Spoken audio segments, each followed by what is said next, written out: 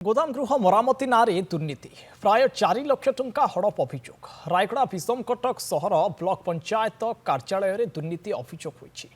13 जन वार्ड सभ्यों मध्यरु 5 जनकर जाल दस्तखत करी गोदाम गृह मरामती पर लक्षाधिक टंका बिल करा जायछि। पंचायत जोगाण अधिकारी एवं जंत्रींक मध्यरे मधुचंद्रिका होइथिबा अभियोग होईछि। गोदाम गृह निर्माण में केते टंका खर्च करा जिवो ताहा उल्लेख करा न जाई बिल उठा जायछि। जोगाण सहायक एवं पंचायत निर्वाही अधिकारी मिली भगत रे जंत्री को धरी टंका हड़प करा जायछि। गोदाम गृहर मरामती को नहीं खुद सरपंच एवं समिति सभ्य मध्य संदेह करिसेंति। घटनार तदंत करी 7 दिन मध्य रिपोर्ट देवाकू जिला पंचायत अधिकारी को निर्देश देइसेंति जिला मुख्य उन्नयन अधिकारी।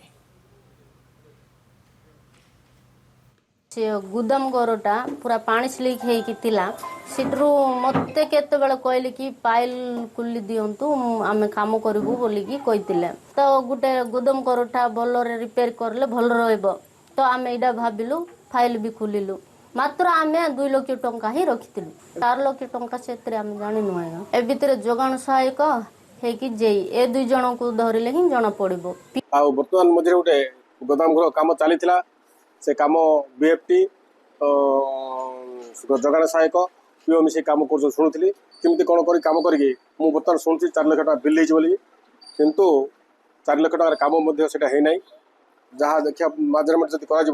लक्ष टकर अधिक हो पार ना जहाँ सब माने मीटिंग हला पर ही एस्टिमेट हला पर माने मीटिंग पास कराला तापर ही काम काम हला पर ही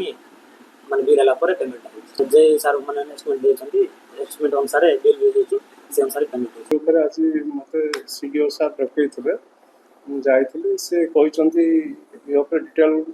गोटे तदंत करी 7 दिन भितर गोटे रिपोर्ट देले दवा पे कहिसंती से अनुसार जहाँ प्राइम अफेस रेकर्ड अच्छी